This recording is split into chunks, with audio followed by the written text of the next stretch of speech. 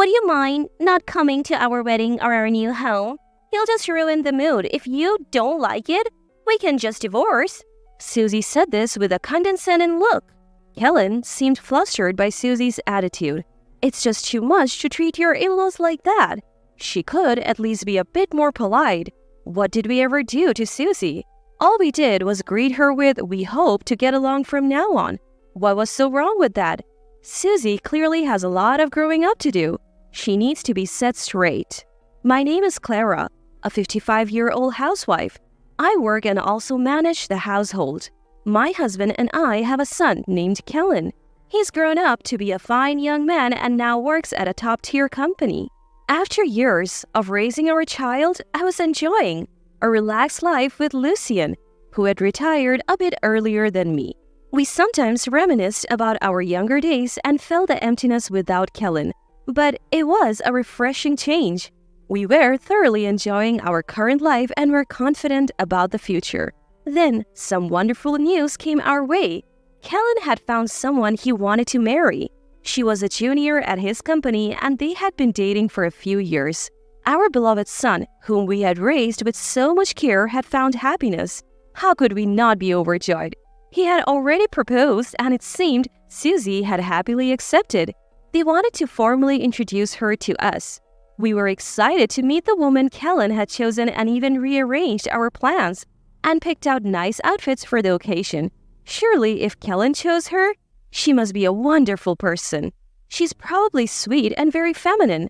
I was so excited to meet her that even my colleagues noticed, saying, "You seem to be in high spirits lately." Finally, the day of the introduction arrived.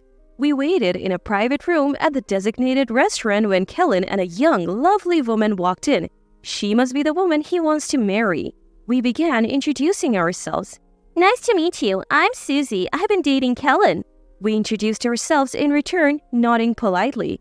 The conversation flowed, discussing Kellen and Susie's past. Eventually, the topic shifted to work. "I would like to become a homemaker after we marry. I believe women should support their homes." "Oh, if you ever want to work, you should. I work too." "You work even though you're a mother-in-law?" Susie looked surprised and then displeased. Did I say something wrong? I think the idea that women should only be homemakers is outdated. Women can pursue careers now. Susie's face darkened even more. Kellen and Lucien both sensed the tension. What should I do? Was it wrong to express my opinion? I hesitated, and then Susie blurted out, "You must be so pitiful." "What?" I tilted my head, not understanding. Pitiful? Why would she say that? "Isn't it happier to be a homemaker, not having to work and just staying at home? It's easier than earning money. You probably weren't allowed to, right? So sad." That's not true. I'm very happy. My job is fulfilling. Lucien has already retired, so I don't have to worry about household chores. Wait, you work, but your husband doesn't? Aren't men supposed to earn money? It must be tough having a lazy husband. Don't say that. We chose this life together. No matter how much we tried to explain, Susie's pitying attitude didn't change, even though it's different. We chose this life because it's what we wanted. Why do we have to be criticized like that? As I was feeling frustrated, Susie hurled even more hurtful words at us. "Susie, enough is enough. Stop disrespecting my parents." Kellen intervened, clearly unable to stand the tension any longer. But Susie wasn't convinced. "Why won't you understand me? I just said that because I felt sorry for your mom. What's wrong with that? She really is pitiful." The two began to argue in front of me. It's my fault. I shouldn't have said anything. Blaming myself, I watched the unfolding drama. "I never thought Susie would be like this. I can't forgive you for saying that to my mom. We're calling off the engagement."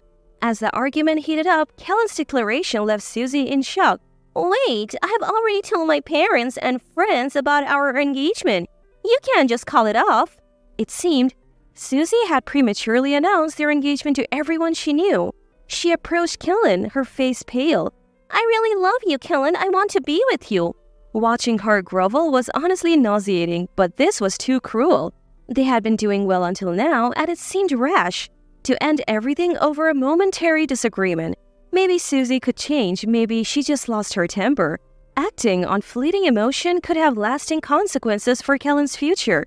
Kellen, why not forgive her? She's apologizing. I don't mind. I'm sure Lucien feels the same, right? Lucien nodded. "Yes, It seemed he understood my perspective. You know, aside of Susie we haven't seen, it might be too hasty to call off the engagement without considering all the good in her. Hearing Lucian's words, Kellen pondered. Maybe you're right. In the end, Susie sincerely apologized for her behavior. Even after their engagement, Kellen seemed wary of Susie's attitude. He made it clear if she showed any disrespect towards us, he would reconsider their future together. Time passed. Kellen and his fiancée were making steady progress with their wedding preparation. Just recently, they sent out the invitations. Moreover, they decided to build a new home to start their married life in. Although it's still under construction, I have been invited by Kellen several times to check out the progress. Even though it's not finished yet, you can already tell it's going to be a beautiful house. The contractors have been very professional, and I couldn't help but feel proud thinking, that's my son for you. One day, Kellen invited Lucian and me to see the progress of their new home. Lucian in particular was very impressed. Every time he saw it, he would say, "What a great house!" I bet Kellen was pleased to see such reactions.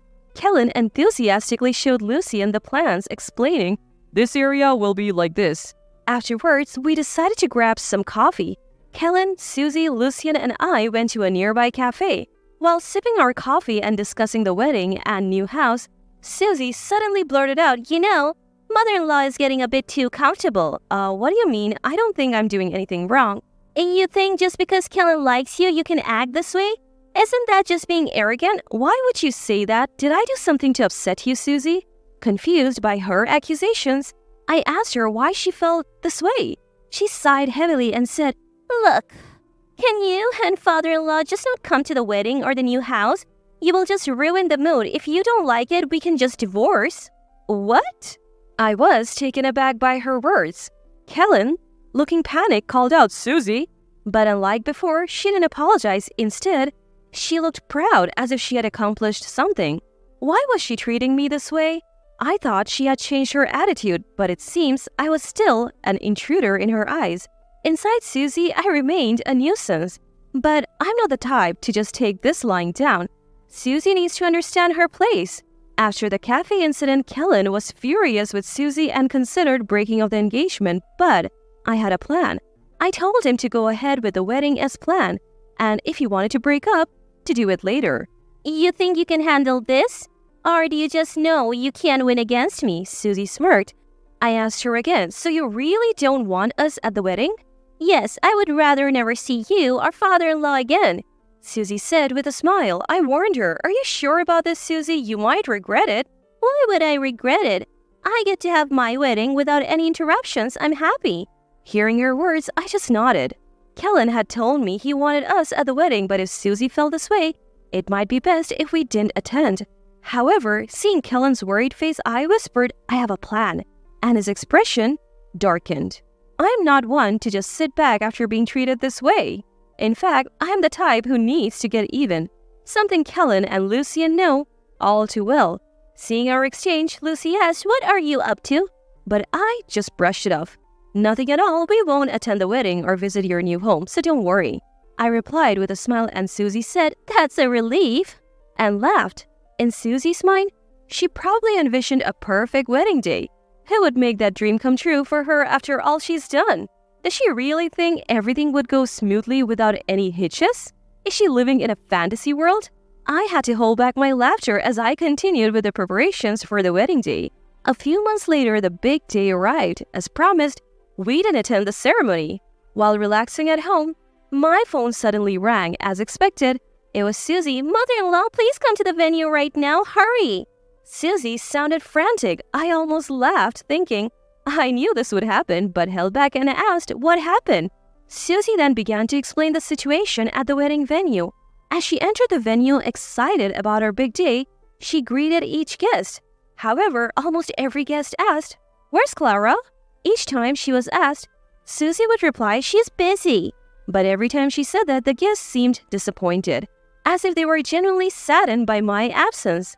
At first, Susie could handle it, but as more and more guests asked the same question, it became too much for her. Even her close friends asked, "Isn't Clara coming?" Reaching her breaking point, Susie shattered a wine glass on the floor and shouted, "Why is no one paying attention to me, the bride?" In her frustration, she even badmouthed me, saying, "What's so great about that old lady?" The atmosphere in the venue turned icy. Whispers began to circulate that Susie had intentionally not invited me. The mood of the wedding was ruined. Despite being the bride, Susie was met with cold stares. She felt uncomfortable as guests whispered about her. "Please come and fix this. It's all because of you, mother-in-law." Susie's voice was filled with anger and blame. Who would want to go after being spoken to like that? If you're asking for a favor, shouldn't you ask nicely? Maybe apologize like you did before? "Why should I do that for someone like you, mother-in-law? Hurry up. I'm about to change my dress. Do you want me to go back into that awful atmosphere? I'm the star today." She must have been really struggling with the mood at the venue. No matter what I said, all Susie could say was, "Come quickly." I couldn't help but chuckle at her desperation. Certainly being treated like an outcast on one's wedding day, a significant moment in life, must be tough. Feeling sorry for Susie, I promised to come to the venue. Relieved, Susie took a deep breath. Lucien and I dressed in our finest attire and headed to the venue mentioned in the invitation. I must admit, my son chose a wonderful place. The venue's interior was neither too lavish nor too simple, making it very comfortable. As we arrived in the waiting room, Susie approached, saying, "You finally made it." Led by Susie into the hall, the moment the guests saw me, they flocked around. "It's Clara, the real deal." "It's an honor to see you." "We thought we wouldn't see you today." Seeing the guests showering me with such admiration, Susie looked utterly bewildered. "Why is everyone fussing over mother-in-law? I'm the bride today." One of the guests offered some advice, leaving Susie in shock. There is a reason I am so adored. I am the CEO of a major global corporate group.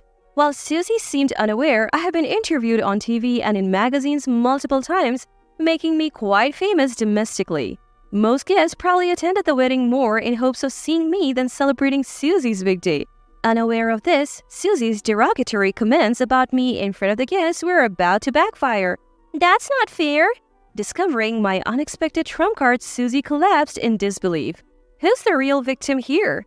The wedding proceeded without further issue, but Kellen eventually broke off the engagement with Susie.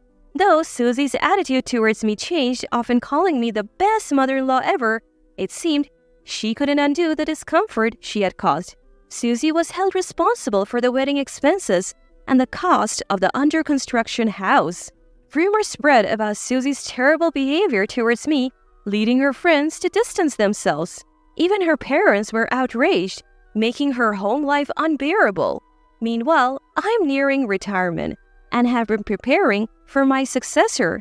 Kellen, having gained experience and knowledge in a top-tier company, is the obvious choice. My family and employees are my cherished companions. I intend to protect and care for them as much as possible.